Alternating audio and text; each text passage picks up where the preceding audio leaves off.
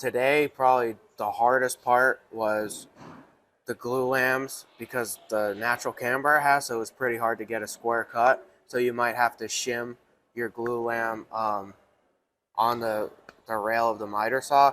We also learned that it's not 106 3/4. You might have to shave off an eighth or a 16th to get your width from your 21-foot glue lamb to your other 21-foot glue lamb to be 114 even, which you need to help square it. That was what we learned framing the box, and with insulation and subfloor, it went pretty quick using a template. We learned that, and if you assign positions to your partners, that works really well. But other than that, that's all that I learned. Yeah, just leveling. Just remember to make sure your box is level and shim it up if you need to. You probably will. Yeah, and I guess just relearning how to work together and make an efficient team. Definitely the thing about the glue lambs, I wish, because it's a pain to move them and recut them and make, getting them square. So I wish that we had the proper length beforehand. I wish I knew that just because you use the same piece of glue lamb under all four doesn't mean that it's going to level. So I wish I knew that the floor wasn't level and that you're going to need shims. Probably one mistake was cutting our short pieces a little bit too big. So I wouldn't even mess around. Take your measurement and take off a 1/4 inch just to make sure that you're not going to hang over the edge, because it's going to be a pain trimming that off at the end. So it's better to be a little short with your subfloor than long and having to cut it off. Yeah, and just make sure you've got your OSB going the right direction before you make your cuts, because if you mess it up, then you're not going to be able to use that piece. So figure out just what works best for the both of you and talk about it. So you make sure you communicate what your partner's going to do, what you're going to be doing, and try to always be paying attention to what's going on so that you can be thinking one step ahead. I just like to say that making a template really helped. There's enough scrap trim that we wouldn't be able to use, and that probably cut down our installation time in half. If you just have one person using a template cutting it and another person throwing it in, that was a huge time saver for us today. Today, we're going to need a nail gun for the blocking for our plumbing. We're going to need an impact to screw in our subfloor. We're going to need a speed square to help line up our subfloor with the border of our glue lamb. We're going to need a scrap piece of wood and a sledgehammer to help tap in our subfloor together. And we're going to need liquid nails and our large caulking gun to glue down our subfloor. We're going to need our 2 1/4 hole saw and our 1-inch spade bit for the holes through the subfloor for our plumbing. We're also going to need our PEX cutters. That's for plumbing as well. And when it comes to insulation, we're going to need a long piece of wood to step on to help cut it, or you can make a template like I did. You're going to need your utility knife to cut it and your hammer tacker or staple gun for the fabric. Oh, we need this. And you might need a grinder depending if your hangers hang over your all-thread hole. And if they do, you can use it to cut them off.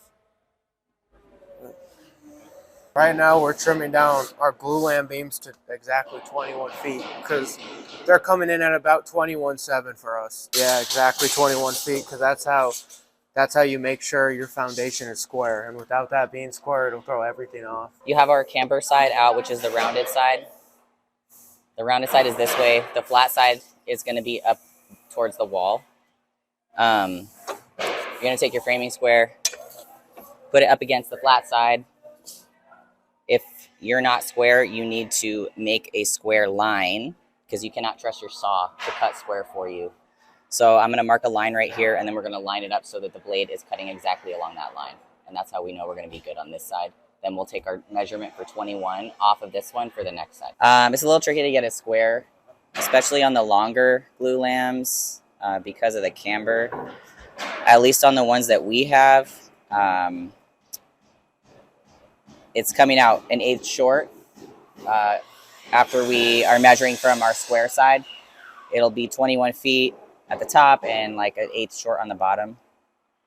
So basically we're just marking 21, cutting a square, or marking a square line, and positioning the board so that it's cutting straight. So the issue we were having with our 21-foot glue lambs is the camber, which is the arch in the wood.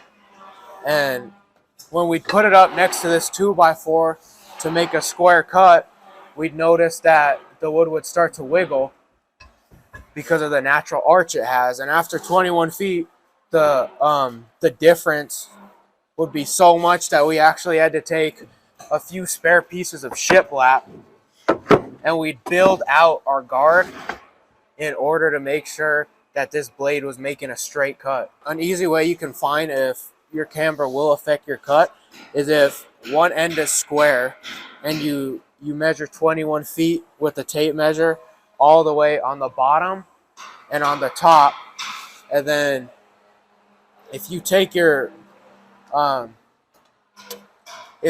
framing square and you hold it up against the wood, you'll be able to see if there's a difference in your two markings at 21. And that's how we were able to tell that it was this rock that was the problem, not the saw itself.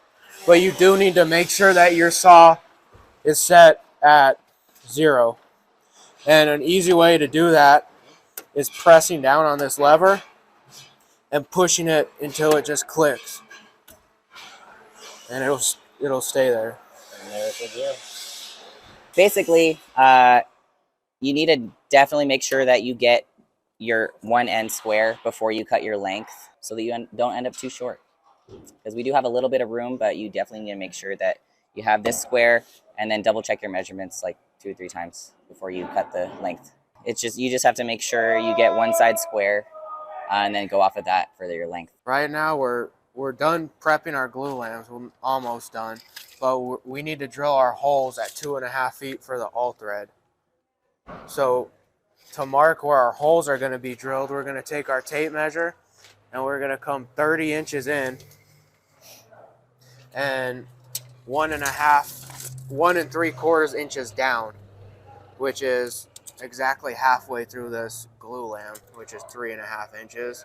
And we're just going to make a little X at 30 and 1 3/4. And we're going to go in from both sides. We're going to replicate this mark on the opposite side.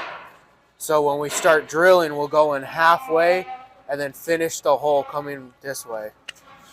And that'll stop the bit from binding and getting stuck, because we had that happen and it's a pain getting it out.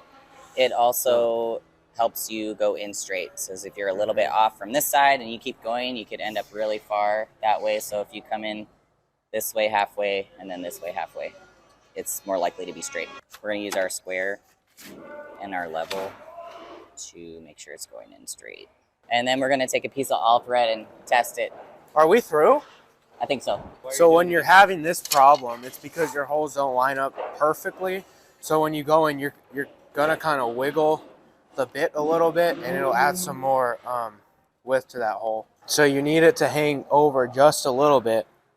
So when you put your bi-wall glue lamb on, it sits flush and level at that corner. So in order to make a notch for this bracket like we have here, the way we get it to fit perfectly like this is we come over here, we're going to throw our bracket on just like that. We're going to take our pencil, mark a line here, and now we know how far in we have to cut for it. And for the depth, we're going to take the bottom parts of our bracket, pinch them together a little bit, push it up till it's flush. So I'm going to pinch the two forks together, push it up till it's flush against the bottom of the glue lamb. Now I'm going to take my pencil and mark a straight line from the inside of this bracket. Yeah, so I'm just using my square to connect the mark on over here to here, so when I'm cutting with my saw, I can make sure I'm going straight. So when you put these brackets on, the big thing to remember is a common mistake is people want to flush up the end of the bracket to the glue lamb, but what you want to do is flush up this part of the bracket to the glue lamb, because if you flush up the end, it's actually gonna push your glue lamp in a 1/16 of an inch. So when you go to square your build, it's gonna be out of frame. And this part's gonna stick past a little bit, and that's okay. So to make sure you have your bracket on how it wiggles a little bit, you wanna make sure that your butt wall glue lamp fits perfectly and slides in. And the way we're gonna do that is take a scrap of glue lamp that you cut off when you prepped them, and you're gonna take it and slide it in this bracket, and then you're gonna pinch it and move it as you need. And then at the very bottom of it, you're gonna throw your nails in. Yeah, we're gonna make our box on the ground, and then put the rest of our hangers up. Gravity helps put the hangers in a little easier. So that's what we're gonna do next. Next, we are gonna put the glue lambs in for the butt walls, and then we're gonna square and level. I'm just marking the holes where the holes are gonna be for the lag bolts, so we can do the countersink. It's gonna be 1 3/4 in on both of them, 3 3/4 from the top, and 2 3/4 from the bottom. That's where the lag bolts go. So what I'm gonna do is just tap this glue lamp towards this one to close this gap a little bit, so our lag bolt doesn't have to work as hard to pinch it together. Because from this point to the opposite end, we need that to measure 1/14 exactly. So that's why I'm tapping this in to close that distance.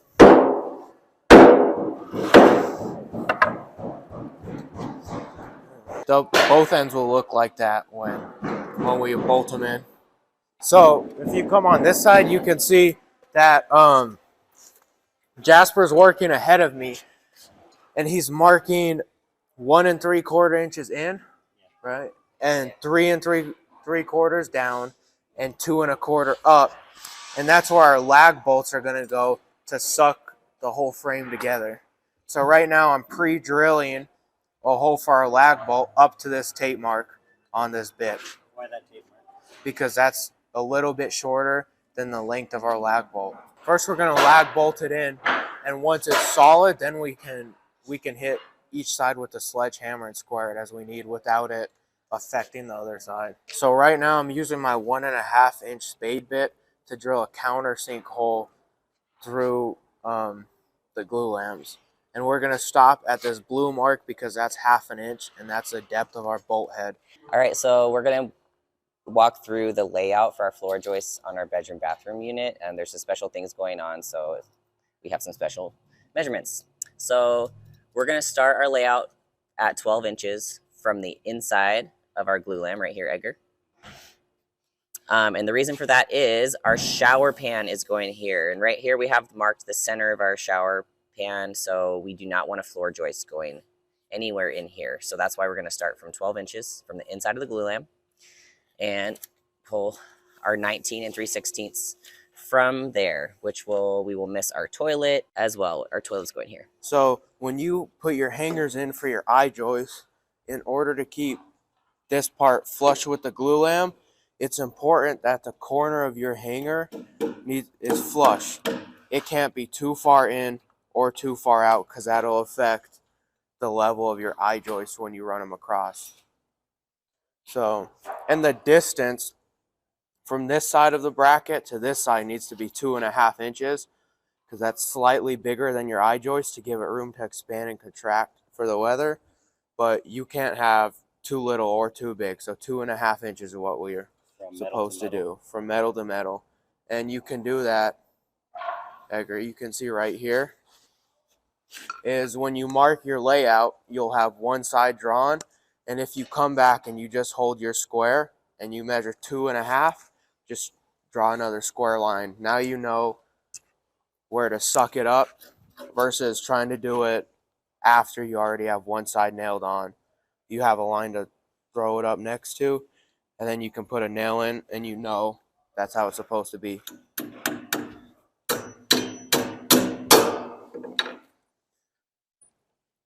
And another big mistake that the inspector was seeing is some people were throwing nails in here and in this triangle. This triangle doesn't matter at all. It's just the circles. So we need 2 nails here and 1 here.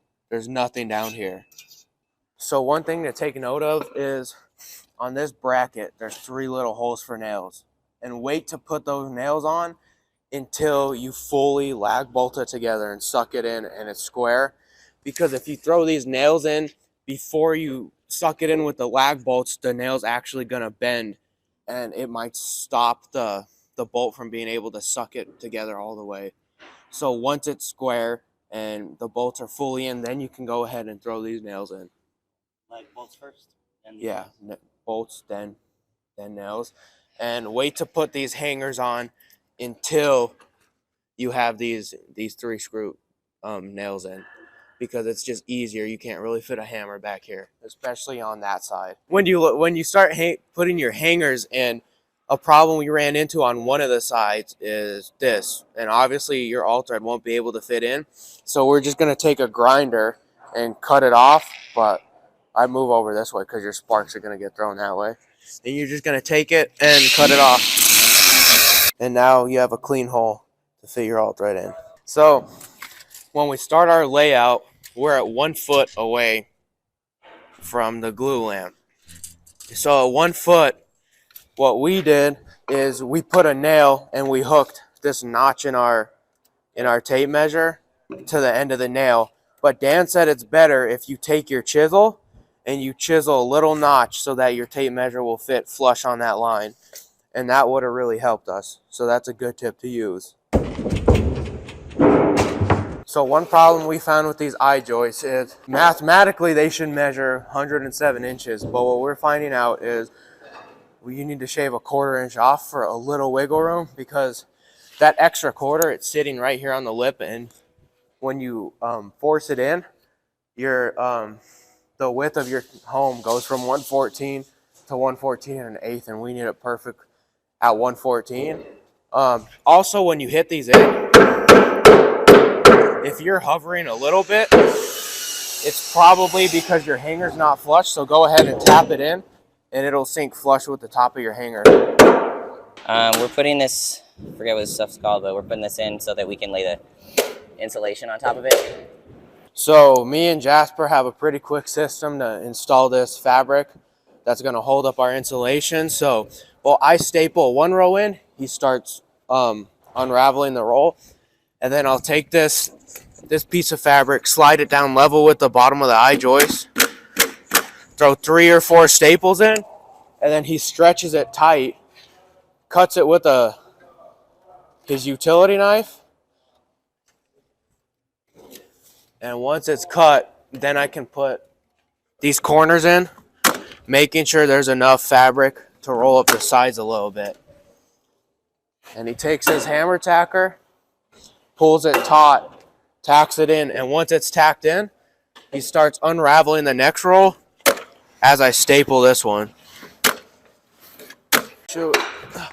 Well, Nelson, there's a bunch of little pieces in here that just fell out. So we finished stapling in all of our fabric and we just started insulation. So we found that it works best is instead of working separately, you have one person cutting the insulation and they just keep on cutting and throwing it to you, and you have another person who's able to put them in. And to make an easy cut every time, instead of having to measure, what I did is I went ahead and I made a template that measures 18 inches. So those 2 little short pieces on the end are 18 inches. And that gives something Jasper to step on and make a straight cut, knowing that every time it'll fit in here without having to measure every cut he makes. I think it's working pretty good. These pieces are fitting right in. You don't want them too tight, but you don't want them too loose. So just like that. And that's perfect. That's what we need.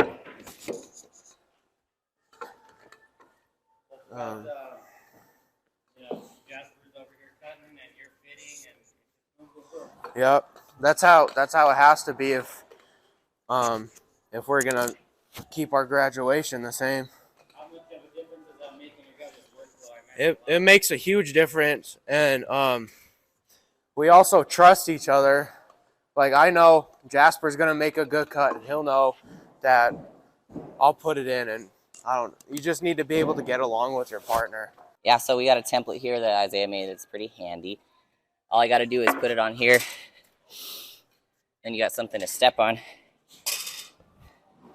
so you can cut it. Works pretty good.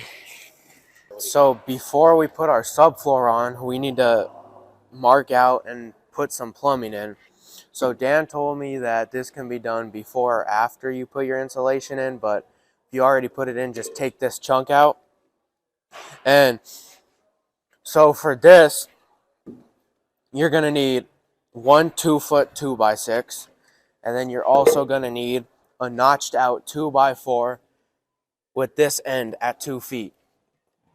And so what we need this 2x4 to do is be flush with this eye joist so it won't disrupt the subfloor underneath.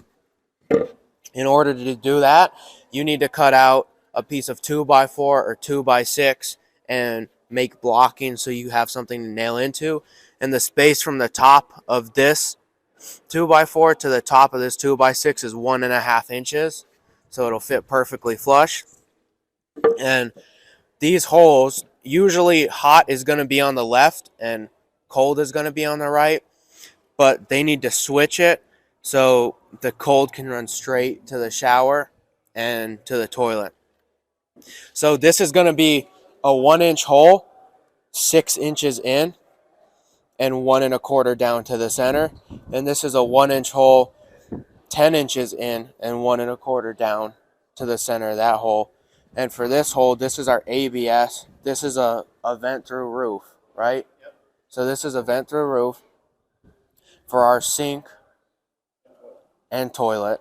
And this is going to be 16.5 inches to the center and 2 3/4 inches to the center. And we used our 2.25 inch hole saw for that. So after you have this cut out and marked out, then you can go ahead and throw some nails in here and the back of this 2x4. So just like we did for the second build, we need to put a piece of 3/4 inch OBS to give us some space for our PEX and for our vent through roof for our dryer and our washer and dryer unit. And that's going to be a piece that is 6 inches down and 30 inches wide, starting 40 inches from the outside of this glue lamb. So that'll run all the way to 70, and it'll be 6 inches down, flush with this or a little bit down. I chose a little bit down just so it won't interfere with the subfloor when it swells. So that's it. And then we have our markings for our cold and our hot, and those are going to be 46 inches in from the end of the glue lamp for cold and about 51 3/4 in for the hot. And we're waiting on the measurements for the vent through roof for our washer and dryer, but that's going to go somewhere here and they'll all be strapped to this plywood. So we're running our hot and our cold. It starts over here. This is the butt wall that connects to the other house. We are pulling two chalk lines for our hot and our cold from our 2x6 over there to the glue lamb here, hot and cold. Then you just know, that's how you know where to drill your 1-inch hole through your floor joists for your PEX, your 3/4 PEX to go through. And then we have our 2x6 notched out over here. Just cut 2 notches in here so that you can get your pipes up in here. Clamp them down. Right now they're setting their floor sheeting, so they're cut their first sheet to fit. We had to cut it back because our layout wouldn't allow a full sheet to go. Our next sheet is a full sheet.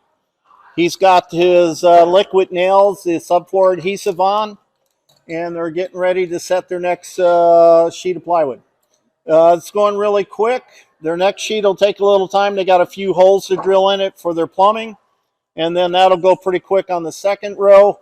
Third row, they'll have a little bit more plumbing holes to cut on the third hole. Well, what we try to do is work as a team. As one's putting screws in, and they're putting screws in the center of each one of our floor joists to locate them so that when they go to screw off the sheet, they've got something to screw, aim their their screws toward.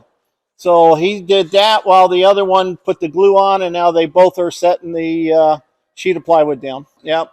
Yeah, we don't want anybody standing around, so they try to stay busy, one doing one thing and one doing another. All right, now get one in your corners and one in your centers all the way of the center of your joist. Yep, we can live with that gap right there. We want to keep it flush with the edge of the seam. Well, we want to make sure that the building stays true at 9'6" and 21 foot. So they constantly need to check, especially on our width.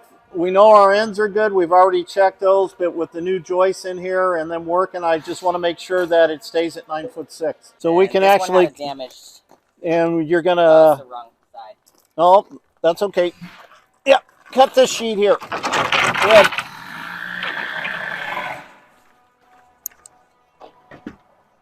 All right, now grab a couple 2x4s. That's right. Let's get a 2x4 in each one of them, and then see if you can get a 2x4 on the other side. I got the plywood. You know why we need that?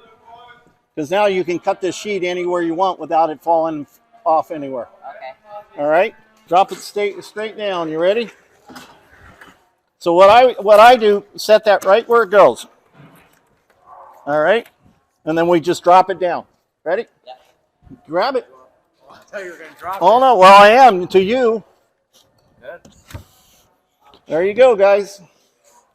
Again, get your first screw in right here, where these two, and then get this corner here. Do you remember what it was? 12? 12 to the edge. Right. So 12 plus an inch and a quarter. 13 and a quarter.